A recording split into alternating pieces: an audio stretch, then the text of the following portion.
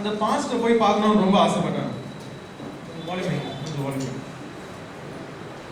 இந்த பாஸ்டர் போய் பார்த்து, எனக்கு இந்த உலகத்துல எனக்கு ஆண்டவர் நிறைய சொத்துக்கள் எல்லாமே எனக்கு கொடுத்துருக்காங்க, எல்லாத்துலயும் நான் ஆசீர்வாதமா இருக்கேன்.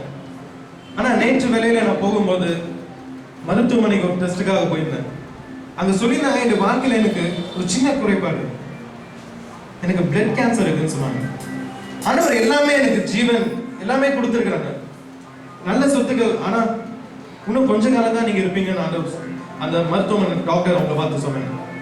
இன்னைக்கு இந்த வேலையில வந்திருக்கிற நம்ம ஆண்டவர் எவ்வளவு பெரிய காரியங்கள் செஞ்சிருக்கிறார்.